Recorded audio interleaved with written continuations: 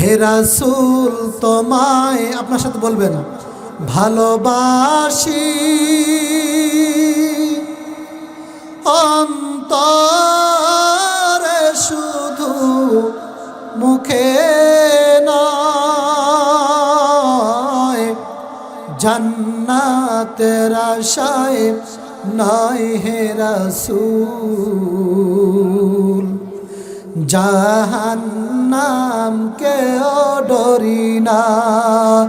এই সেই ওমর খলিফাত মসনদে বসে আছে, ইহুদি বৌদ্ধদেরকে কাফেরদেরকে দাওয়াত দেওয়ার জন্য রাস্তায় নামছে। সুবহানাল্লাহ কোন বারবার তিনটা ইহুদির কাছে দাওয়াত দেওয়ার কারণে এই তিনটা ইহুদি তিনটা প্রশ্ন করেছেন। আল্লাহু আকবার কোন। এই ইহুদিরা বলতেছে, ওমর তুমি বারবার আমাদের কাছে দাওয়াত নিয়ে আসো, তোমার দাওয়াত আমরা গ্রহণ করতে পারি, তবে আমাদের একটা শর্ত আছে। বলে কি শর্ত? বলে ওগো ওমর, তিনটা প্রশ্ন আমরা তিনজন করব, এই তিনটা প্রশ্নের যদি উত্তর দিতে পারো, ওমর রে কথা দিলাম তোমার হাতে হাত রেখে কালেমা পড়ে মুসলমান হয়ে যাব। জোরে কান আল্লাহু আকবার। তবে ওমর, আমাদের শর্ত হলো তুমি যদি উত্তর না দিতে পারো, ওমর রে তোমাকে কিন্তু আমাদের ইহুদি ধর্ম গ্রহণ করতে হবে। নাউজুবিল্লাহ কান। ওমর বলল ঠিক আছে, কারণ যত দুনিয়ার প্রশ্ন আছে সব সমাধান কার মধ্যে আছে? এক কথা বলেন, কার মধ্যে আছে? কোরআনের মধ্যে সমাধান আছে না নাই? এক কথা বলেন, আছে না নাই?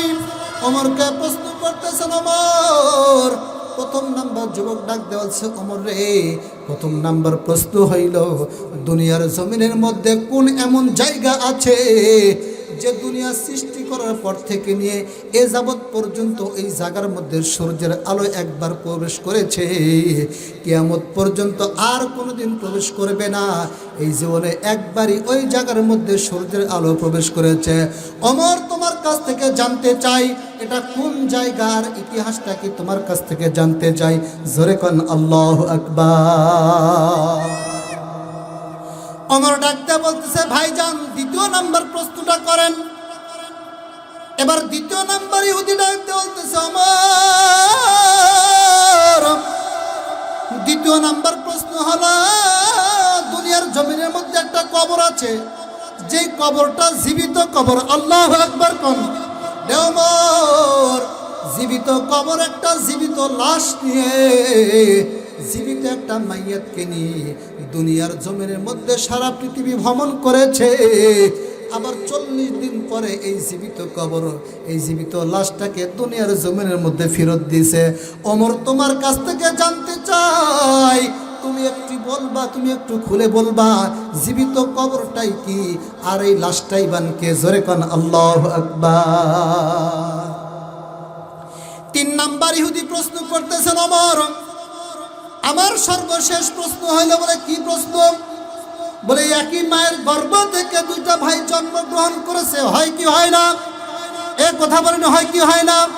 একসাথে দেখা যায় ভাই বোন হয়েছে, অথবা বোন হয়েছে দুইটাই, অথবা ভাই হয়েছে দুইটাই, এরকম আছে না নাই? এ কথা বলেন, আছে না নাই? একই মায়ের গর্ভ থেকে দুইটা ভাই জন্মগ্রহণ করেছে, আবার অনেক বছর পরে দুইটা ভাই একসাথে মারা গিয়েছে, একই দিনে মারা গিয়েছে। ওমর কিন্তু এই দুইটা ভাইয়ের হিসাব যদি করা যায়, বয়স হিসাব করলে দেখা যায় এক ভাই আর এক ভাইয়ের চাইতে 100 বছরের বড়। জোরে কোন আল্লাহু আকবার। রে ওমর তোমার কাছ থেকে জানতে চাই, এই ভাইটাকে আর এই দুইজন ব্যক্তিটাইকে? তুমি যদি উত্তর দিতে পারো, ওমর রে তোমার হাতে হাত রেখে কালেমা পড়ে মুসলমান হয়ে যাব। জোরে কোন আল্লাহু আকবার। এবার আপনারই বলেন, তিনটা প্রশ্ন সহজ না কঠিন?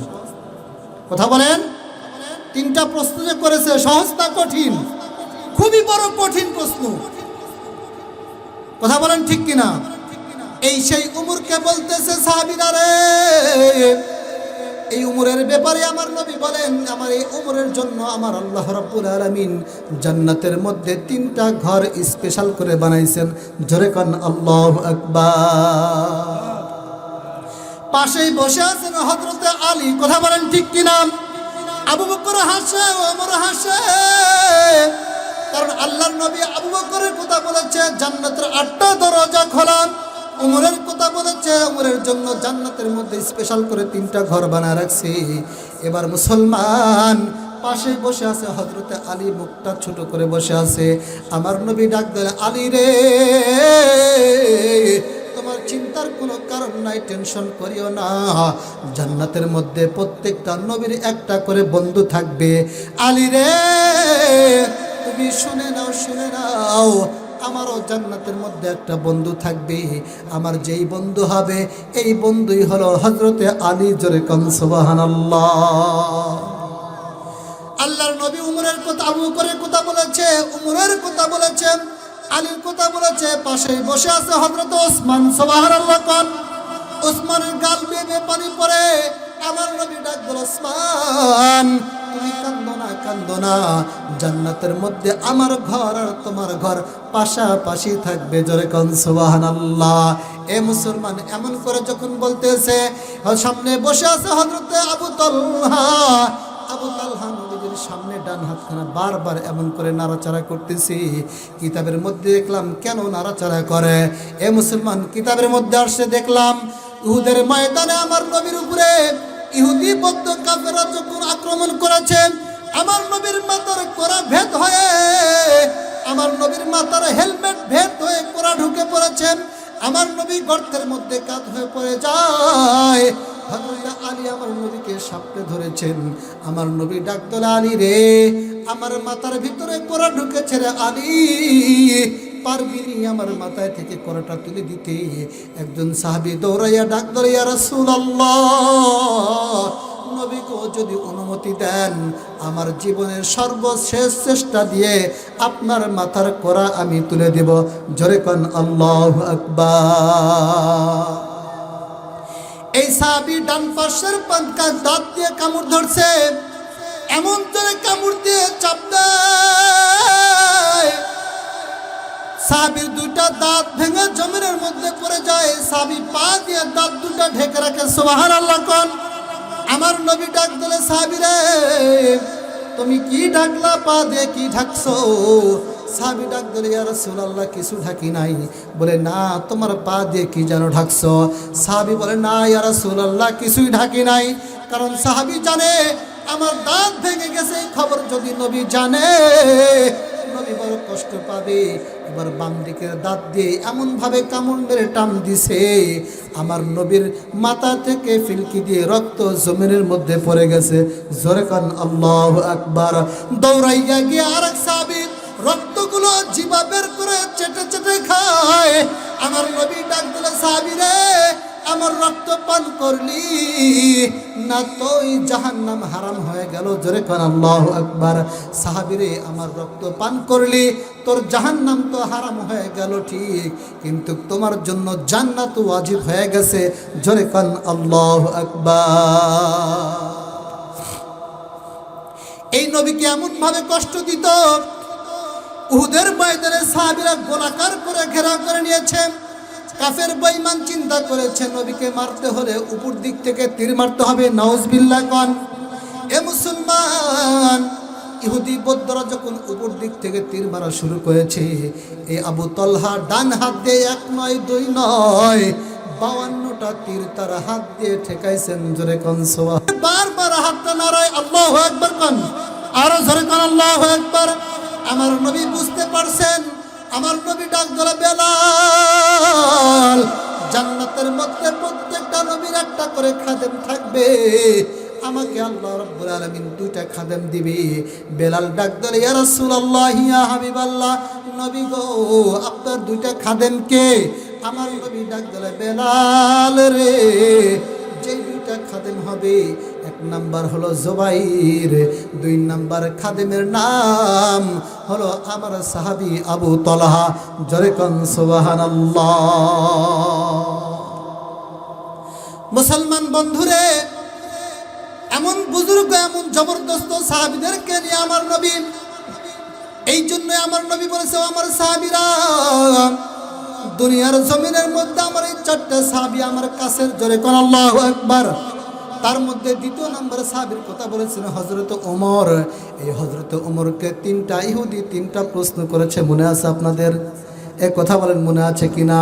প্রথম নাম্বার প্রশ্ন হলো, ওমর, তোমার কাছে প্রশ্ন হইল, দুনিয়ার কোন এমন জায়গা আছে যে জায়গার মধ্যে সূর্যের আলো একবার প্রবেশ করেছে আর জীবনে প্রবেশ করবে না? এই তিনটা প্রশ্ন যখন করেছে, উমরের মাথার মধ্যে তিনটা প্রশ্নের উত্তর নাই।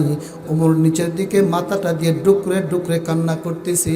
পিছন থেকে ছোট্ট একটা বাচ্চা 7 থেকে 8 বছর বয়স আব্দুল্লাহ ইবনে আব্বাস ডাক দিয়ে বলতেছে, চাচা গো, মাথা উঠান, আপনি এমন করে ডুকরে ডুকরে কেন কান্না করতেছেন? জোরে কোন সুবহানাল্লাহ। ওমর ডাকতে বলতেছেন, ভাতিজা, এই যে দেখতেছো তিনটা ইহুদি আমাকে তিনটা প্রশ্ন করেছে। ভাতিজা গো, এই তিনটা প্রশ্নের উত্তর দিতে যদি না পারি তাহলে আমাকে ইহুদি ধর্ম গ্রহণ করতে হবে। ভাতিজারে, মুসলমান সব সহ্য করতে পারে, কিন্তু নিজের ঈমান দিতে মুসলমান পারে না। কথা বলেন ঠিক কিনা? আব্দুল্লাহ ইবনে আব্বাস ডাকতে বলতেছেন, চাচা গো, তিনটা প্রশ্ন কি আমাকে একটু ঘুরে বলেন। হযরত ওমর ডাকতে বলছেন, এই তিনটা প্রশ্ন করেছে। এবার আব্দুল্লাহ ইবনে আব্বাস ডাকতে বলতেছে, চাচা গো, চোখের পানিটায় মুছে ফেলেন, মুস্কি হাসিটা একটু হেসে দেন, সুবহানাল্লাহ কন।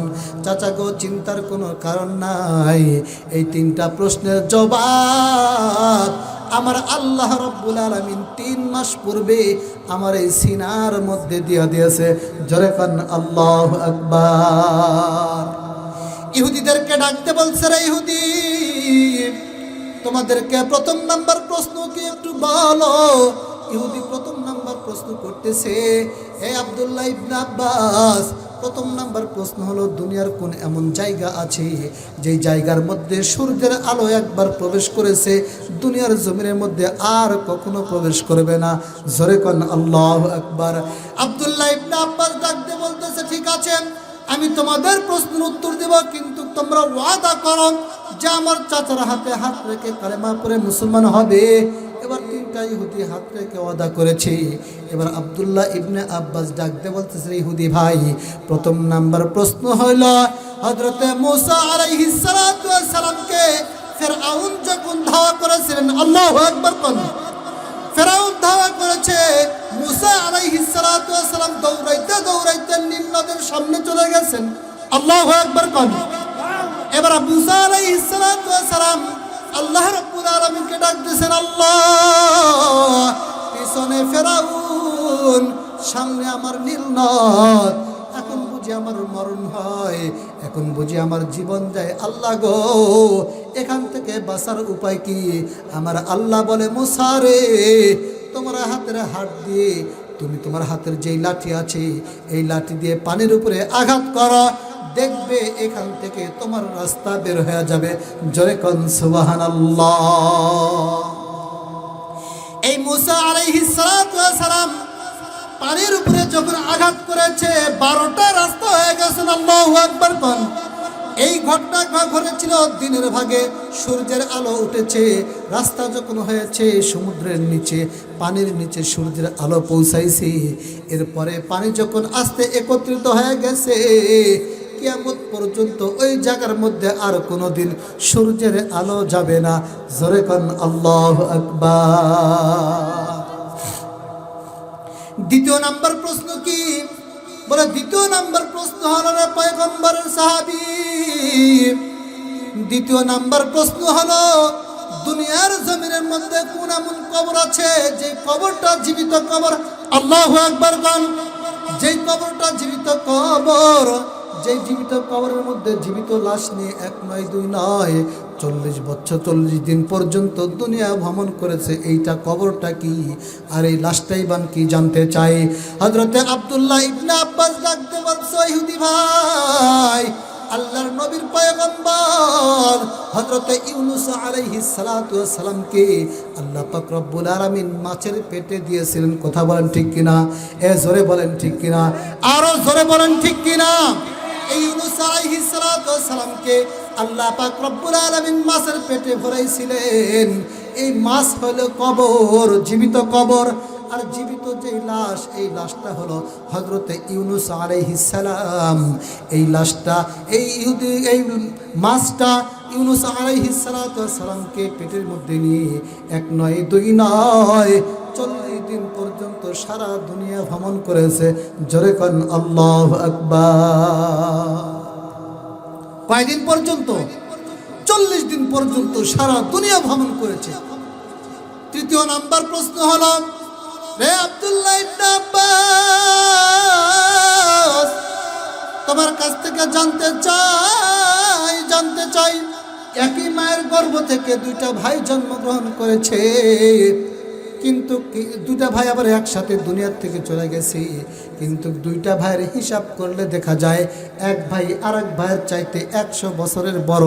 সুবহানাল্লাহ কোন, আরো জোরে কোন সুবহানাল্লাহ। এই মানুষগুলাই কানকে আর কিভাবেই বা এমন হয়ে গেল? আল্লাহর নবীর সাহাবী আব্দুল্লাহ ইবনে আব্বাস ডাক দিয়েছে, ইহুদি ভাই, দুনিয়ার জমিনের মধ্যে আল্লাহ পাক রব্বুল আলামিন হযরত উযাইর আলাইহিস সালাতু ওয়াস সালামকে দুনিয়ার জমিনের মধ্যে সৃষ্টি করেছেন। এই দুইটা ভাই উযাইর এবং তার সাথে আরেকটা ভাই জন্মগ্রহণ করেছে। এই পয়গম্বর আল্লাহর কাছে দোয়া করেছিলেন, আল্লাহ, দুনিয়ার জমিন থেকে মানুষ কেমন করে মারা যায় একটু জানতে চাই। আমার আল্লাহ রাব্বুল আলামিন উযাইর আলাইহিস সালাতু ওয়াস সালামকে দুনিয়ার জমিনের মধ্যে এই মরণের আগে একবার মৃত্যু দিয়েছে, যেই মরণটা ছিল 100 বছরের। সুবহানাল্লাহ কোন। এরপরে জীবিত করার পরে দুইটা ভাইকে আবার একসাথে মরণ দিয়েছে, কিন্তু যেই ভাইটা মরণ হয়ে গেছে এই ভাইয়ের চাইতে যেই ভাই দুনিয়ার জমিনের মধ্যে ছিল এই ভাই কিন্তু 100 বছরের বড় হয়ে যায়। কথা বলেন ঠিক কিনা? এই জন্য রে ইহুদি, এই জন্য বললাম দুইটা ভাইয়ের মধ্যে এই জন্যই দুইটা পার্থক্য হয়ে গেছে।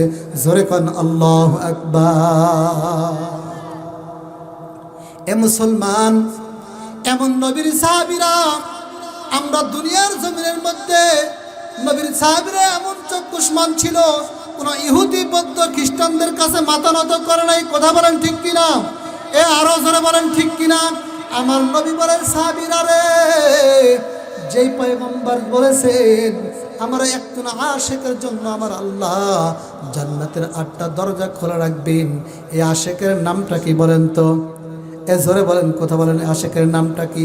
হযরতে আবু বকর এমন একজন সাহাবী, জলিলুল কদর সাহাবী, যার ব্যাপারে নবী বলেছেন, ও আমার সাহাবীরা, দুনিয়ার জমিনের মধ্যে সব মানুষের নেক আমল যদি এক পাল্লায় দেওয়া হয়, আর আমার আবু বকরের এক রাত্র আমল যদি এক পাল্লায় দেওয়া হয়, তাহলে আমার আবু বকরের নেক আমল আমার আল্লাহর কাছে বড় দামি হয়ে যাবে। জোরে কোন আল্লাহু আকবার। আমার নবী যেদিন মক্কাতুল মুনাওয়ারার ভিতরে মসজিদ নির্মাণের জন্য চাদর বিছাইছেন, আমার নবী ডাক ধরে, সাহাবীরা রে, আমি মসজিদ নির্মাণ করতে চাই, তোমরা কি বলো? আল্লাহু আকবার কোন। সাহাবীরা বলল, ইয়া রাসূলুল্লাহ, আপনি মসজিদ নির্মাণ করতে চান, এটা তো ভালো ব্যাপার। আমার নবী বললেন, সাহাবীরা রে, মসজিদ নির্মাণ করতে হলে কিছু অর্থের দরকার আছে। কথা বলেন ঠিক কিনা? আমার নবী তার গায়ের রুমালটা সুন্দর করে মাটির মধ্যে বিছায়া দিয়েছেন। এ মুসলমান, আবু বকর কান্দে ফেলে দিয়েছেন, কারণ আবু বকর ডাক দিয়ে বলে, ইয়া রাসূলুল্লাহ, ইয়া হাবিবাল্লাহ, নবী গো, যেদিন মসজিদের মধ্যে প্রথম আপনি মসজিদ বানাইবেন, সেই দিন আমি আবু বকর একাই 10,000 টাকা দিয়েছিলাম। জোরে কোন সুবহানাল্লাহ। ইয়া রাসূলুল্লাহ, ইয়া হাবিবাল্লাহ, নবী গো, আজকে আপনি চাদর বিছাইছেন, কিন্তু আমি আবু বকর বড় স্বর্ণ। ধরে কর আল্লাহু আকবার। ওমর ডাক দিয়ে বলতেছেন, ইয়া রাসূলুল্লাহ, ইয়া হাবিবাল্লাহ, আপনি চাদর বিছাইছেন, তাহলে টাকা খুব প্রয়োজন। কথা বলেন ঠিক কিনা? আবু বকর চিন্তা করে আমার নবীর চাদর বিছাইছে, ওমর চিন্তা করে আমার নবীর চাদর বিছাইছে, আলী চিন্তা করে আমার নবীর চাদর বিছাইছে, আমার জীবনের সর্বশেষ দিয়া হলো চাদরের মধ্যে দান করতে হবে। কথা বলেন ঠিক কিনা? ওমর চিন্তা করে, বারবার আবু বকর আমার চাইতে ফার্স্টে হয়, আজকে আমি একাই দান করে ফার্স্টে হব। বাড়ির দিকে চলে গেছে, দান করতে করতে ওই জায়গার মধ্যে স্তূপ হয়ে গেছেন। সুবহানাল্লাহ কোন। হঠাৎ করে নবী আমার দেখে ডান পাশে জিবরাইল আমিন খাড়া। জোরে কর আল্লাহু আকবার। আমার নবী তাকাইয়া দেখে জিব্রাইল আমিনের গায়ের মধ্যে চটের পোশাক, সুবহানাল্লাহ কোন। জিবরিল আমিন গায়ের মধ্যে কিসের পোশাক? এ কথা বলেন কিসের পোশাক? আমার নবী ডাক দিল, জিব্রাইল তোমার গায়ের মধ্যে চটের পোশাক কেন? জানতে চাই। জিব্রাইল ডাক দিল, ইয়া রাসূলুল্লাহ, ইয়া হাবিবাল্লাহ, নবী গো, আমার গায়ের মধ্যে চটের পোশাক এই জন্য, যদি আপনি রহস্য দান জানতে চান, আপনার যে দানের স্তূপটা দেখা যায় এটা তালাশ করলেই আপনি পেয়ে যাবেন। জোরে কোন সুবহানাল্লাহ। ইয়া রাসূলুল্লাহ, দানের যে স্তূপ হয়ে গেছে আপনার চাদরের ভিতরে, এটা তালাশ করলেই আমি কেন চটের পোশাক পরেছি আপনি বুঝতে পারবেন। সুবহানাল্লাহ কোন, আরো জোরে কোন সুবহানাল্লাহ।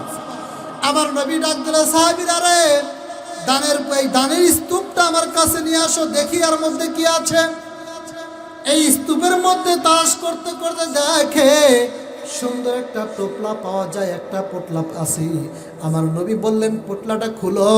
এবার পোটলাটা খুললেন, দেখে চাদরের ভিতরে, টোপলার ভিতরে কিছু হাঁড়ি পাতিল দেখা যায়, কিছু চামচ দেখা যায়, একটা পাতিলও দেখা যায়। যেই পাতিলের মধ্যে শুধু খালি পাতিল নয়, এই পাতিলের মধ্যে একটা কাপড় এবং সর্বশেষ সুয়ার সুতা পাতিলের মধ্যে দেখা যায়। জোরে কান আল্লাহু আকবার। আমার নবী ডাক দিলে, কে রে, এই দানটা তুমি করেছো? এইবার দেখতে পারতেছি হাঁড়ি পাতিল দান করেছো। কেউ কথা বলে না, আবু বকর কথা বলে না। জিব্রাইল ডাক দিয়ে বলছে, ইয়া রাসূলুল্লাহ, এই দানটা হলো আপনার সাহাবী হযরতে আবু বকরের। জোরে কান সুবহানাল্লাহ। আবু বকর রাখতে চায় গোপন, কিন্তু আমার আল্লাহ রাব্বুল আলামিন করে দিছে ওপেন। জোরে কান আল্লাহু আকবার। আমার নবী ডাক দিল, সাহাবী রে, আবু বকর তোমার এই হাঁড়ি পাতিল কেন? আবু বকর কেঁদে ফেলেছে, ইয়া রাসূলুল্লাহ, ইয়া হাবিবাল্লাহ, নবী গো, যেদিন মদিনার মধ্যে প্রথম মসজিদ নির্মাণ করবেন সেদিন টাকা চেয়েছেন, আমি আবু বকর একাই 10,000 টাকা দান করেছিলাম। আল্লাহু আকবার কোন। ইয়া রাসূলুল্লাহ, ইয়া হাবিবাল্লাহ, নবী গো, আজকে আপনি দানের জন্য চাদর বিছাইছেন, আমার বাড়ির মধ্যে কিছু নাই। আমি দৌড়াইয়া বাড়িতে গিয়া বিবিকে বললাম, বিবি রে, কি আছে রে বিবি, দে, তাড়াতাড়ি দে, আমার নবী চাদর বিছাইছে, আমার নবীর চাদরের মধ্যে দান করতে হবে। আমার বিবি ডাকতে বলতেছেন, প্রাণের স্বামী আমার, কি দিবেন? আমার বাড়ির মধ্যে তো কিছুই নাই, শুধু হাঁড়ি পাতিল আছে, এটা কিভাবে দেওয়া যায়? আমার আবু বকর ডাকতে বলতেছে, দে রে বিবি দে, ওই হাঁড়ি পাতিলগুলোই দে। বলে, স্বামী গো, যদি হাঁড়ি পাতিল নিয়ে যান কি দিয়ে পাক করব? আবু বকর ডাকতেছে, বিবি রে, রান্না করার জন্য তো চাউলের দরকার আছে। কথা বলেন ঠিক কিনা? এ জোরে বলেন ঠিক কিনা? এ বিবি, তোমার ঘরে কি চাউল আছে? বলে না। তোমার ঘরে কি আটা আছে? বলে না। তোমার ঘরে কি বলে গম আছে? বলে না। বিবি রে, যেই ঘরে চাল নাই, গম নাই, আটা নাই, বিবি রে, এই ঘরের হাঁড়ি পাতিল দিয়ে কি করবে? দে রে বিবি দে, আমার নবীর চাদর বিছাইছে, আমার নবীর চাদরের মধ্যে আমাকে দান করতে হবে। জোরে কোন আল্লাহু আকবার। আবু বকর হাঁড়ি পাতিল নিয়ে রওনা দেয়, পিছন দেখতে বিবি ডাক দেয়, আল্লাহু আকবার কোন। যেমন স্বামী তেমন বিবি। কথা বলেন ঠিক কিনা? বিবি ডাকতে বলতেছি, ইয়া রাসূলুল্লাহ, ওগো আল্লাহর নবীর পয়গম্বর, আল্লাহর নবীর সাহাবী, আপনি বুঝি একাই দান করবেন? সওয়াবের ইচ্ছা বুঝি আপনার একাই হয়? আবু বকর ডাকতে বলছে, বিবি রে, তুমি কি দান করবে? না আছে তোমার হাতের বালা, না আছে কানের ফুল, না আছে তোমার নাকের দুল, তুমি কি দান করবে? বিবি রে, তুমি কি দান করবে?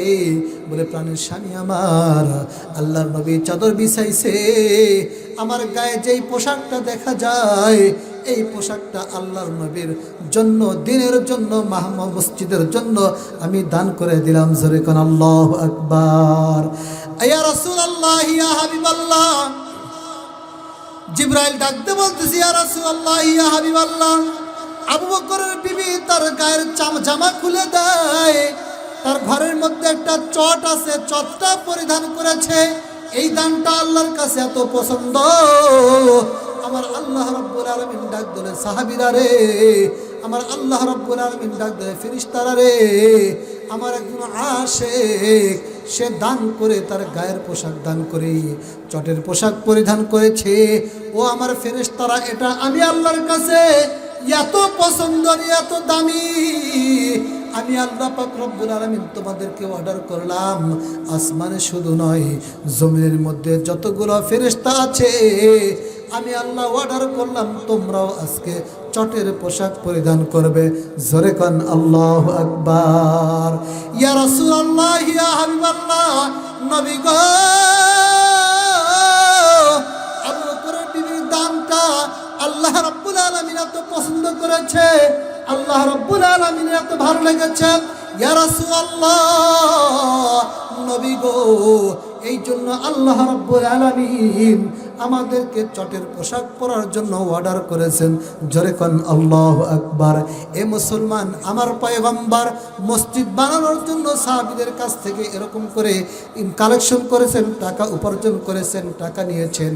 এই যে দেখা যায় আপনাদের সামনে একটা মসজিদ, এ মুসলমান আপনাদের কাছ থেকে এখন জানতে চাই যে মসজিদ বানানোর জন্য যদি আপনি 1000 2000 টাকা দেন, এই মসজিদের কিয়ামতের ময়দানে আপনার পক্ষে সাক্ষী দিবে। জোরে কোন আল্লাহু আকবার।